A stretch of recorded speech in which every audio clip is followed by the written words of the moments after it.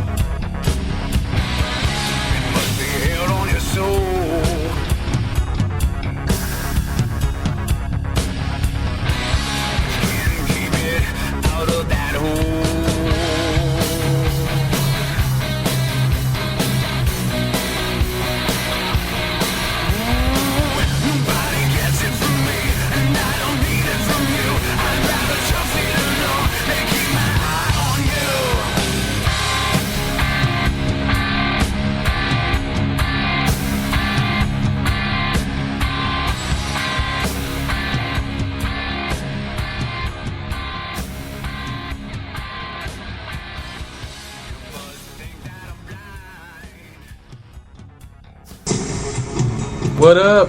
Hello, what's going on? Welcome back. Part 2 of LTF, Let's Talk Freedom, with your host, Rob Cancel, and co-host, Joseph Werner, sometimes. Feeling froggy. Testing. 1, 2. Alright, welcome back, guys. Thanks for joining us. If you are joining us back here at Let's Talk Freedom, Part 2. I know it kind of doing it. The setup is kind of weird here. I had said before that we would be doing a hour and a half show. Right now, I haven't upgraded the show as of yet. So we're breaking up into these 2-part episodes. So it's 2 45-minute episodes. So this is part 2. So thank you so much if you stuck around with us, and or if you're a loser.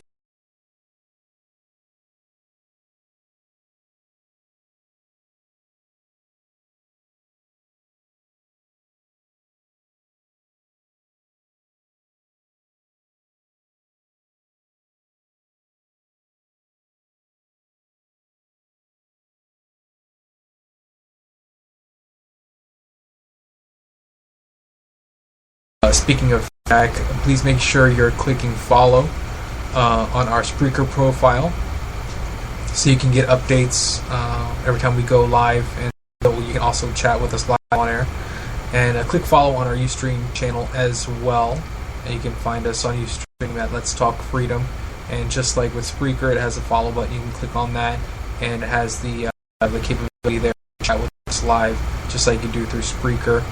Also, check us out online. You can find us at our website, www.talkfreedom.webs.com.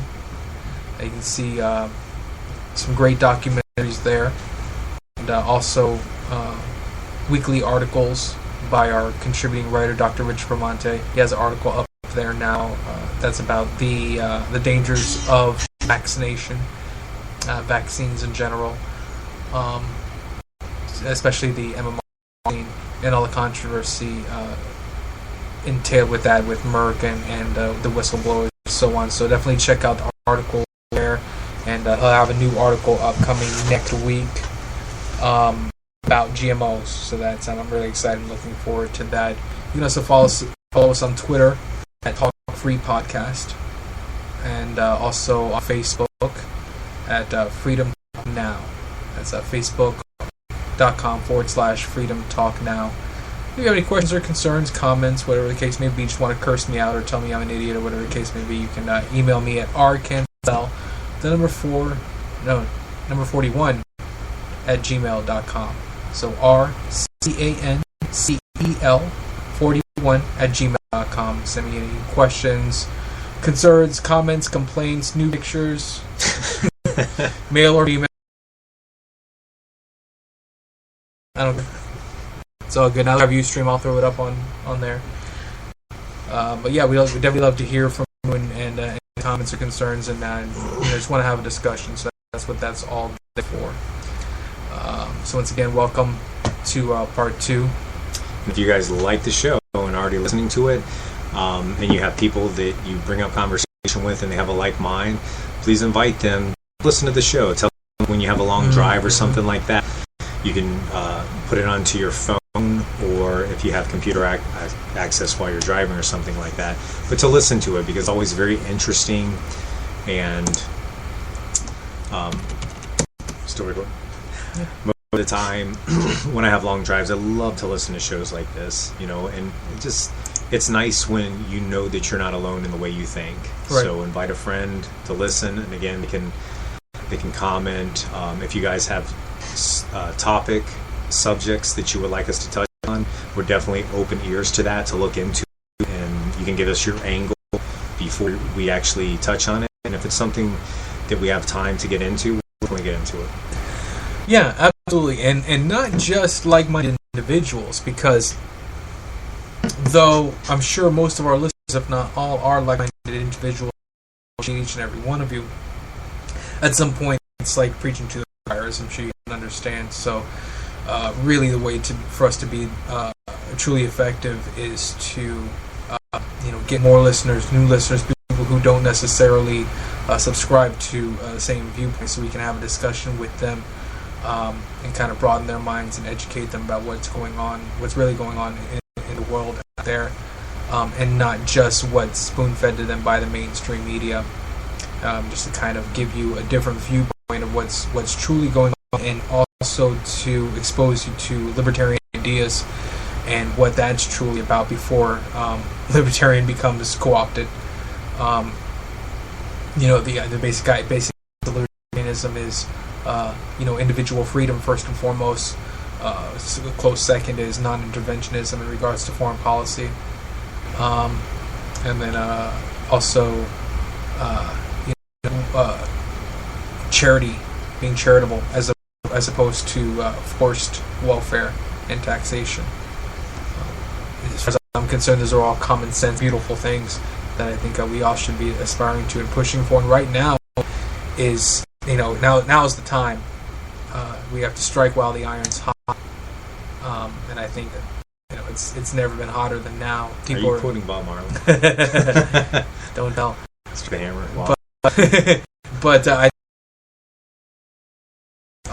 more than any other time in history, in regards to history for the United States, in our 200 plus years with the existence of the two-party system, Republican and Democrat, more people are awake now than before, and realizing that there's no real difference between the two parties, and so it's important to strike while the iron's hot and know that, and search the information, and really enforce and promote and encourage people to not support that system anymore, and to vote libertarian or independent, just anything but Republican or Democrat. Whatever benefits the people. It's not that difficult. Right. You just have to be willing to look into the policies of the people that are in power, and say to yourself, how does this affect us in the long run? Wow, you sound so cool. Thank you for that echo effect. Say to yourself, how does this affect us in the long run, and what does it mean? For instance, the laws that are passed, Robert and I were discussing this, during the break, and we actually believe in what we're talking about. That's why it's so easy to do this show. We don't make money off this. This is just our interest and freedom in general. But, when a law gets passed that allows you to be detained indefinitely here in the United States for speaking your mind because you might be dangerous, not that you ever harmed anybody, Not that you're threatening to hurt anybody, nothing, but just you have a different view than the rest of the world. The similar way that like atheists who personally believe have the right not to pray in school. Right. And they shouldn't be forced to, and they shouldn't be ostracized. But on that same philosophy, you now, if somebody within the powers that be who has a gun decides that you are a terrorist based on something you've said, you don't have to threaten harm, but you can be detained indefinitely, no trial, no judge. And that presents a problem. Where are we at? Why are we doing this? Do we really be like old school Russia, just imprisoning people, or current North Korea, or current North Korea, and just like execute people on sight because they threaten what the current government believes in? This is not what we're about. This isn't what our country was founded on. No, absolutely not. How did we arrive to this place? Right. Well, yeah, we arrived because of the obvious brainwashing. Through things like we've discussed, countless times, and all kidding aside, it's like fluoride, proven, to Harvard just last year, proving that it lowers your IQ. Not only does it lower your IQ, but it makes you docile and passive. The Nazis knew that. That's why they incorporated it into all the chemicals that they used against the Jews. Are you saying they have the best interest of all the people in the concentration camps? Go figure. Who knew? Who knew? Right, but here's the bottom line: these people don't care about you. They don't care about you, and it's obvious they don't care about you in the policies that they put forth. Obvious. It's just ignore the rhetoric. The words that comes out of their mouths is irrelevant. It doesn't matter. Again, like I said before, just like the Bible says, you shall judge them by their fruits. I don't care how well you speak. I don't care what words are coming from your mouth. I'm going to judge you by your actions. And societally, that's what we do. That's what we agree that what we're supposed to do. So if we agree as a society that you'll judge a person by their character, by their actions, that we'll judge them by their fruits, well, then if you believe that, and you're a part of society and you agree with that concept, well, then it should be easy to see and understand that these people don't care about you. They're not out for your best interest, Republican or Democrat. They don't matter anymore. What would happen if we held politicians to the same standard that we hold NFL and NBA players? Wow. What would happen? Wow, that's a great analogy. It's everything would be forced. They would be forced to, but they wouldn't do the job anymore. They'd quit. They'd quit because then they lose the power and the control and the money that comes with the job. I mean, when they commit one little act or do something that's off the wall, done. What would happen? We wouldn't have anybody in Congress right now. The system would collapse as a whole, I guess, which necessarily wouldn't be a bad thing. I'm no saint, and there's a reason that I wouldn't run for Congress personally. There are good people out there that actually deserve those seats, and they live lives that don't negatively harm people around them. And those are the kinds of people that you want in those seats because they take thought for everybody. They're self people. I can admit that I'm a selfish person, but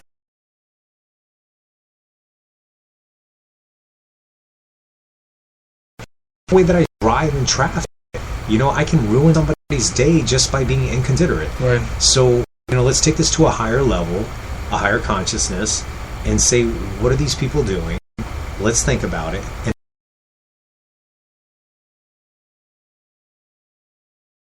my children living in tyranny. That is such an excellent point. I'm so glad that you brought that up. That's something that I've been thinking full of about. Excellent points. We're full of something. We blow my trumpet. But no, it really is an excellent point.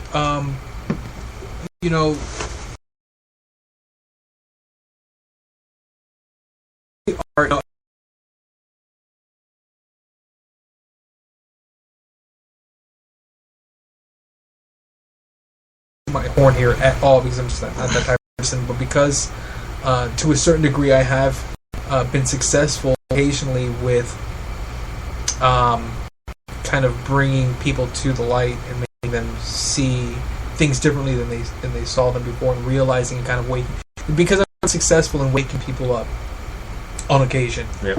I've had individuals in my life, friends and acquaintances and so on, that encouraged me to get into politics, which I appreciate. but I have no interest in whatsoever. Are we doing politics now?